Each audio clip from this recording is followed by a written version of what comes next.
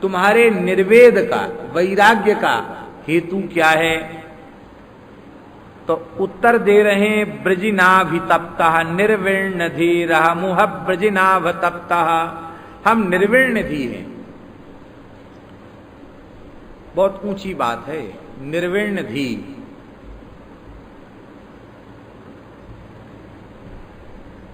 बाहर से विरक्त का, चतुर्थाश्रमी का स्वरूप हमने बना लिया है, और भीतर से हम निर्विण्ण भी नहीं हैं, तो यह वेशभूषा मात्र पूजा प्रतिष्ठा और उदर पूर्ति का साधन ही बनकर रह जाएगी। इस वेशभूषा से भी कोई बहुत बड़ा भला होने वाला नहीं। वेश की निंदा नहीं कर रहे हैं हम, वेश की उपेक्षा भी नहीं कर रहे हैं, पर सिद्धांत की बात कह रहे हैं। विरक्त के, सन्यासी के, साधु के स्वरूप के साथ हमारी बुद्धि वैराग्यवती होनी चाहिए। निर्विण्ण धी, निर्विण्णाधी यस्य, ऐसी धी होनी चाहिए जिसमें वैराग्य हो, बुद्धि में वैराग्य हो। अब देखो, बुद्धि में वैराग्य होगा तो मन में तो अपने आप आएगा, क्योंकि मन की जो मालिक है उसी का नाम बुद्धि है। अब बुद्धि में वैराग्य होगा तो मन में वैराग्य होगा।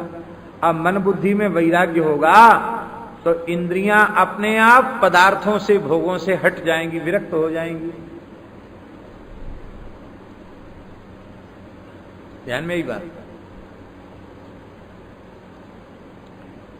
आंख नहीं देखती है, मन बुद्धि दृगिंद्रिय का प्रयोग करके अपने रूप का ग्रहण करते हैं, क्योंकि मन बुद्धि यदि दृगिंद्रिय के साथ न हो तो आंख रही आवे, आंख रूप देखेगी नहीं। कई बार आप भरे बाजार में खड़े हैं और आपका परिचित व्यक्ति आपके सामने होकर निकल रहा है, आपके सामने खड़े होकर आपको पुकार रहा है, आप न उसकी तरफ देखते हैं और न सुनते, आंख मूंदे नहीं है, आंख खोले हुए है, पर ना आपको सुनाई पड़ता न दिखाई पड़ता।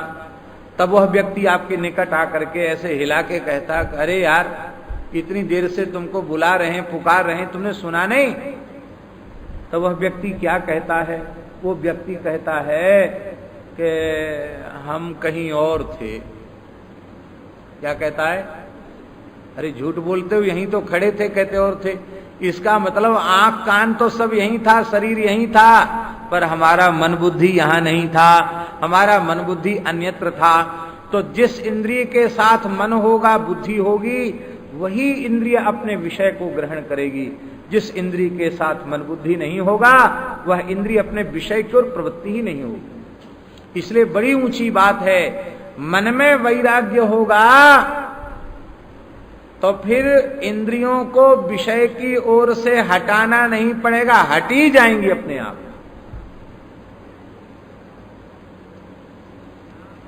इसलिए सदाचार का पालन, सबसे उत्तम सदाचार का पालन यही है, हमारी बुद्धि में वैराग्य स्थित हो जाए, हमारी बुद्धि वैराग्यवती हो जाए। वैराग्य के बिना उपदेश ग्रहण करने का, ज्ञान को ग्रहण करने का अधिकार प्राप्त नहीं होता, पात्रता प्राप्त नहीं होती। वेदांत श्रवण में कौन अधिकारी है? गीता, ब्रह्मसूत्र और उपनिषद, इन तीनों को प्रस्थान त्रयी कहते हैं। इनके श्रवण का अधिकार किसको है? इनके श्रवण का अधिकार उस व्यक्ति को है जो ऐहिलौकिक पारलौकिक भोगों से जिसकी वृत्ति सर्वथा हट चुकी हो, पूर्ण विरक्त हो चुका हो, वो अधिकारी है। भले ही आप बंबई वालों को वेदांत सुनाएंगे, दिल्ली वालों को वेदांत सुनाएंगे और अच्छी उनकी मेधा बुद्धि होगी तो हो सकता है उपनिषद के कुछ मंत्र भी याद हो जाएं, ब्रह्म सूत्र के कुछ सूत्र भी कंठस्थ हो जाएं, हो सकता है गीता के भी कुछ श्लोक कंठस्थ हो या पूरी ही कंठस्थ हो जाए, लेकिन उस प्रस्थानत्रयी के बोध से उनके दुख की निवृत्ति होने वाली नहीं है, उनके अज्ञान की निवृत्ति होने वाली नहीं है, उनकी वासना वासित बुद्धि शुद्ध होने वाली नहीं है, क्योंकि उन्हें अधिकार ही नहीं है उस ज्ञान की प्राप्ति का। इसीलिए जिसको ब्रह्म विद्या चाहिए थी वो गया तो बोले जाओ 100 वर्ष तक तपस्या करो, ब्रह्मचर्य का पालन करो और तब आना, तब हम तुमको ब्रह्म विद्या को उपदेश देंगे। यदि ऐसा न होता तो ये साधन का निर्देश क्यों किया जाता?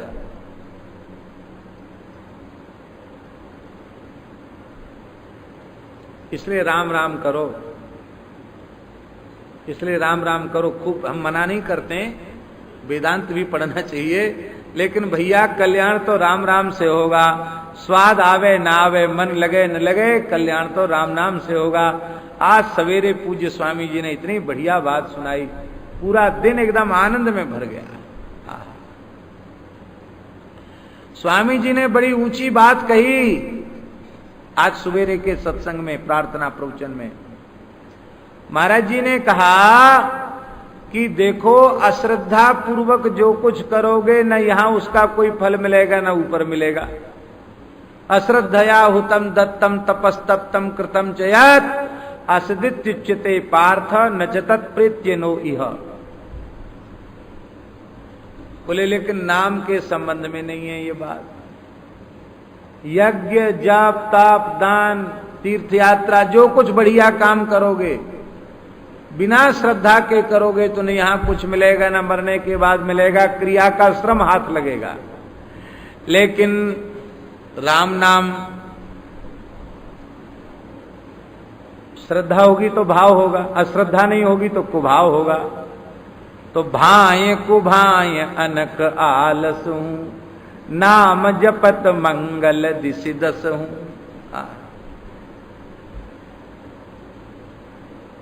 बोले नाम जप भी क्रिया है, बोले क्रिया नहीं है, ये साक्षात उपासना है भगवान। नाम साक्षात उपासना है। नाम महानिधि मंत्र, नाम महानिधि मंत्र।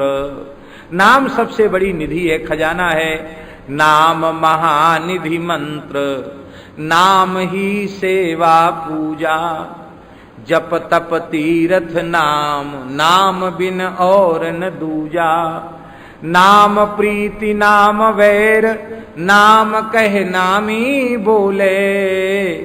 नाम अजामिल साखी, नाम भव बंधन खोले। नाम अधिक रघुनाथ ते, राम निकट हनुमत कहो। कबीर कृपाते परम तत्व, पद्मनाभ पर चोलयो। यहीं से आरंभ ही किया था पूज्य स्वामी जी ने कि राम एक तापस तिय तारी, नाम कोटि खल कुमति सुधारी। चहु जुग चहु श्रुति नाम प्रभावु, कलि विशेष नहीं आन उपाऊ। हमारे एक ब्रह्मचारी जी बड़े प्रेमी हैं,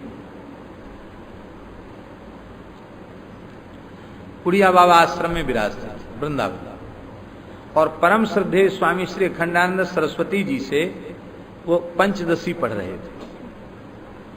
स्वामी जी जैसे समर्थ महापुरुष हों, क्या कहना। उन्हीं की सामर्थ्य थी कि बंबई के लोगों को वो वेदांत ऐसे सुनाते थे कि लोग वहां बैठकर सुनते थे।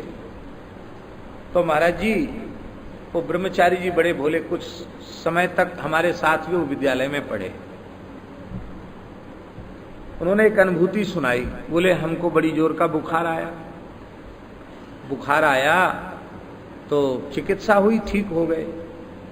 तो हमारे मन में बुखार के समय आया कि अब तक तो हमको खूब बढ़िया से समझ में आ रहा था कि मैं देह नहीं आत्मा हूं, लेकिन अब जैसी बुखार आया कि सब ज्ञान कहां चला गया। अब तो हाहाकार मच रही है, हड्डियों में हड्डी हड्डी नस नस दर्द कर रही है, जाड़ा लग रहा है, वो सब ज्ञान ध्यान पता नहीं कहां चल गया, पूरा ध्यान ही देह पर केंद्रित हो गया। तो खैर ठीक हो गए। तो स्वामी जी के पास जब पुनः पाठ शुरू हुआ तो उन्होंने स्वामी जी से कहा कि महाराज जी एक जिज्ञासा है। कहो ब्रह्मचारी क्या बात है? बोले जब तक आप पढ़ा रहे थे और हम सुन रहे थे तब तक तो खूब अच्छा लगता था कि मैं देह नहीं आत्मा हूं, पर जब बुखार आया तब ये ज्ञान कहां चला गया?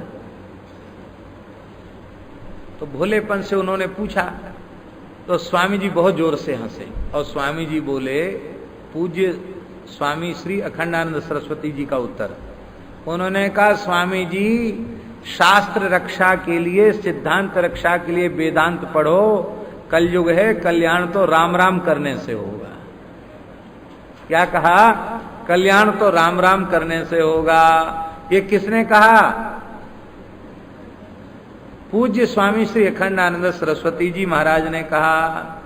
बोलो भक्तवत्सल भाई, सच्ची बात तो सबको कबूल करनी पड़ती है, कबूल करनी चाहिए।